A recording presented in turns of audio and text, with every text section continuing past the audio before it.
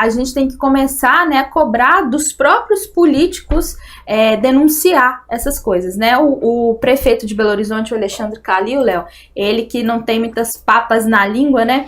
Ele conversou com o jornal O Tempo e ele fez várias revelações, inclusive ele denunciou um dos, né, vereadores que ganharam 20 mil reais em troca de aprovar projeto, enfim. Só que ele deu o nome, né? O que assustou foi o que ele peitou e deu o nome. Eu acho que independente do partido político que a pessoa está, independente do cargo, né? Se ela assumir um cargo público de responsabilidade, eu acho que ela tem que ter esse peito e denunciar também, porque só assim a gente consegue acabar com a corrupção. E olha, pessoal, o Calil está fazendo um trabalho muito bonito na política de Belo Horizonte, que é um trabalho livre de ideologia e de partidarismo. O Calil, ele não precisa necessariamente ficar puxando o saco de um lado ou de outro, ele simplesmente faz o que é administrativamente correto e denuncia quem está fazendo politicagem. Esse é o cenário ideal da política. Se nós tivéssemos isso na política de uma forma geral, a gente estaria muito bem. Olha, o próprio cara de esquerda denunciando o outro de esquerda porque está fazendo politicagem. O próprio cara de direita denunciando o outro de direita porque está fazendo politicagem. Porque não é uma coisa incorreta a pessoa acreditar que o Brasil tenha que ser mais liberal e tenha que ter um Estado menor. Isso é uma coisa absolutamente natural. Ideologias são diferentes. O que não pode acontecer é uma pessoa como a Tabata propor uma coisa e chegar no Congresso e fazer absolutamente o oposto do que ela propôs. Isso é estelionato eleitoral. O que não pode acontecer é uma pessoa chegar no Congresso e vender o seu voto e falar: eu só voto nisso se eu ganhar 20 mil como vereador, ou 100 mil como deputado estadual, ou 500 mil como deputado federal. Ou senador, né? Quanto maior o cargo, quanto maior o cargo, mais caro. Infelizmente, a privatização da Eletrobras, quem decepcionou os eletricitários foi a Cátia Abreu. E ela certamente foi a que mais ganhou, porque ela foi a que virou o voto na última hora. E como fala a economia, né, os coelhos, a economia dá o exemplo dos coelhos. Você começa a caçar os coelhos, você pega aqueles mais fáceis de serem capturados, então são mais baratos no início. Quando aumenta a procura pelos coelhos, eles se tornam mais caros. Então os caçadores precisam pegar aqueles mais difíceis, aqueles que conseguem correr mais. A Cátia Abreu soube jogar muito bem e ela conseguiu colocar lá para a reta final a decisão da privatização da Eletrobras, trapaceou os eletricitários e conseguiu certamente fechar um negoção com isso. Esse tipo de pessoa que faz politicagem e não faz o que é certo, indiferente do partido, esse tipo de pessoa não presta. Não presta para nós, pode prestar para ser lobista, pode prestar para uma empresa privada, para tentar fazer negócios escusos, mas para trabalhar no serviço público, esse tipo de pessoa não presta nem para a direita nem para a esquerda. Não presta para ninguém. Nem para ser cidadão de bem. Nesses momentos, o simples fato de privatizar para pirraçar o funcionalismo público, que é o posicionamento da cabeça do imbecil de direita, isso não se justifica porque essas privatizações elas estão acontecendo contra o interesse público. Então o cara vê a privatização da Eletrobras e acha que ele está prejudicando somente o cara que tem cabide de emprego ou então somente o funcionalismo público, ele está dando tiro no próprio pé, ele está aumentando o preço de todos os produtos no Brasil. Agora o que nós temos, né, que é preciso falar sobre isso, porque está na pauta de hoje. Aumento no preço dos combustíveis porque não podemos sofrer o risco de desabastecimento. Como sofreríamos o risco de desabastecimento se nós tínhamos condição de extrair o petróleo no Brasil e refinar no Brasil? O risco de desabastecimento não se deve ao não acompanhar o preço internacional do produto. Se nós tivéssemos uma Petrobras integrada à República Federativa do Brasil e não entregue ao mercado, como está acontecendo desde o início da ponte para o futuro, nem se cogitaria crise de desabastecimento. Nem falaríamos nisso, mas no momento em que a Petrobras deixou de ser dos brasileiros, ou seja, quando o povo foi às ruas pedir a Disney através do Fora Dilma e Fora PT, e o povo fez papel de pateta agora com as devidas correções da Jennifer, a Petrobras deixou de ser um patrimônio do brasileiro e passou a ser um patrimônio do mercado. Aí desativaram o refino no Brasil, agora cogitam crise de desabastecimento num país que é autossuficiente em extração de petróleo e poderia ser autossuficiente no refino se não fosse o desmonte promovido pela Ponte para o Futuro, que é o início do governo Bolsonaro. Então precisamos nesse momento entender que a politicagem, seja na direita, seja na esquerda, ela tem que ser expurgada, e a politicagem se manifesta principalmente através do divisionismo e de pautas extremamente críticas e da não reflexão de temas.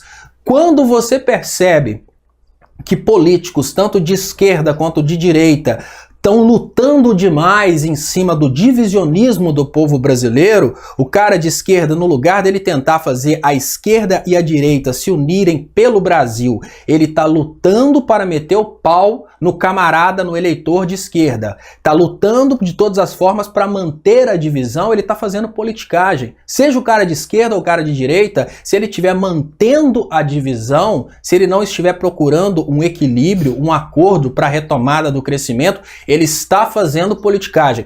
Por isso que eu sempre menciono, se você quiser entender qual que é o discurso realmente de integração e de esquerda, procure no discurso do ex-presidente Lula, porque o ex-presidente Lula não faz um discurso para acabar com os bolsomínios, para acabar com a direita e para destruir a direita. Ele faz um discurso para o Brasil voltar a crescer.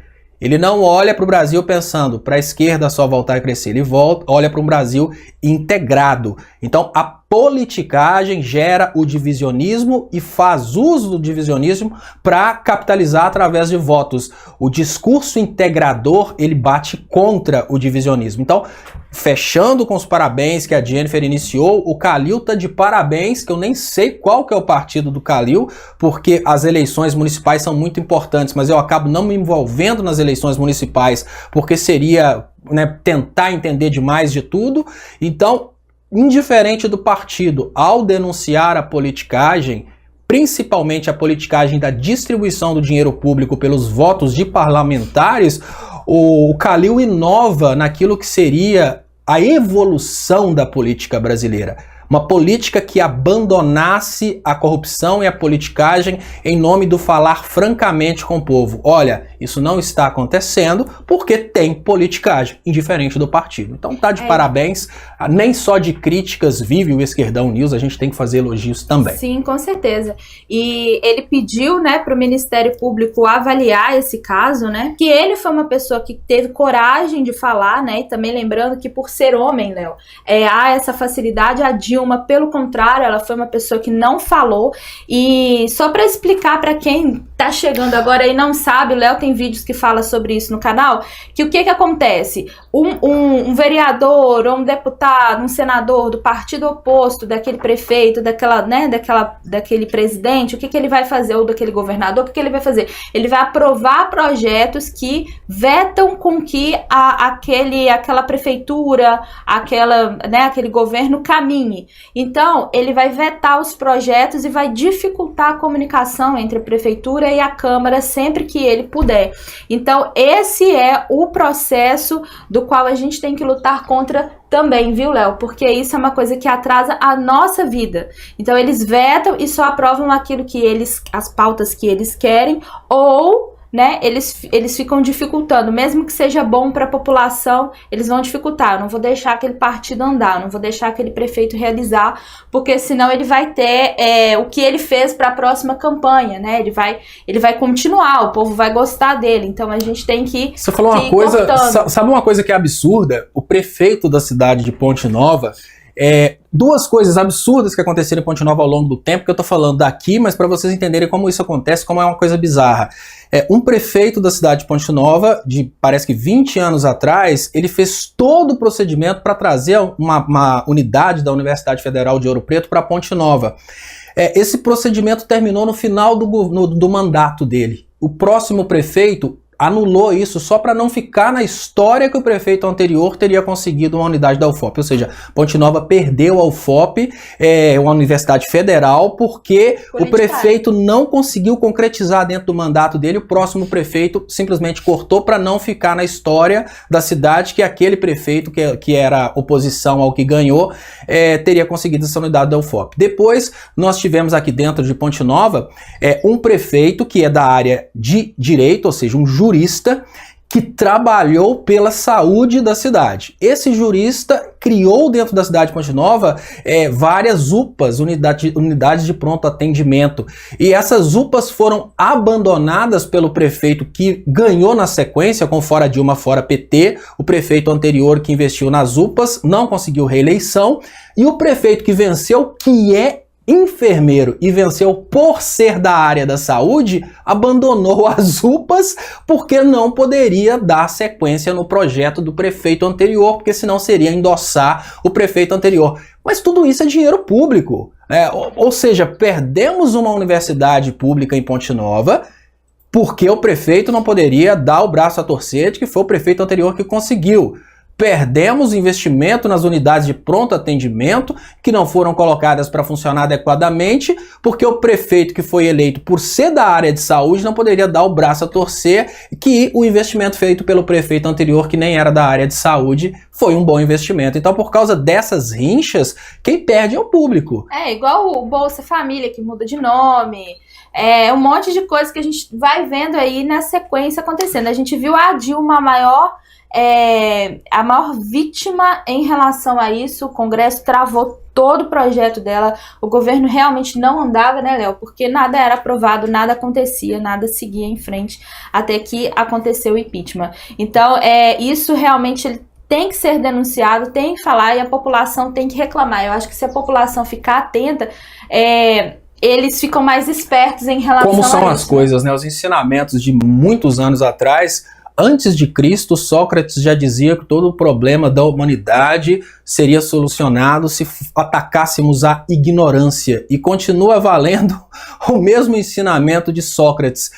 Hoje, se quiséssemos realmente solucionar os problemas políticos do Brasil, trabalharíamos todos para acabar com a ignorância política. Porque a ignorância política é a matéria-prima para o trabalho da hipocrisia política, tanto de um lado quanto do outro. E politizar a população, ensinar política para a população, daria poder para a população, não permitir a politicagem.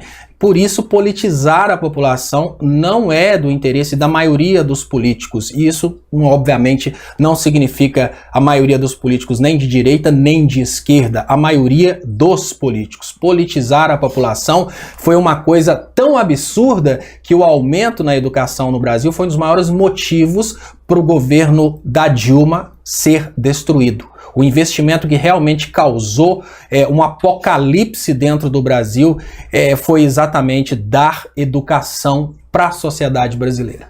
É exatamente isso. Aí, mais uma vez, agradecer aqui o Calil por fazer isso. E se vocês acharem outros prefeitos, governadores, pessoas que fazem, que colocam a cara a tapa, fala pra gente que a gente vai elogiar aqui. Eu queria dizer, Calil, que se você assistir esse vídeo algum dia, você não mandou nenhuma boquinha para que falássemos de você. Nós estamos falando isso porque acreditamos. Mas o Pix está aí, o que significa que você pode mandar um Pix Calil para nós, que a gente vai ficar feliz. Então já corta isso, Diego, já manda pro Calil, só parte do Pix. Mas não esperem que eu faça o mesmo por Bolsonaro. Eu estou falando isso do Calil porque eu acredito realmente que atacar a politicagem é exatamente o caminho para empoderar o público em relação à picaretagem na política.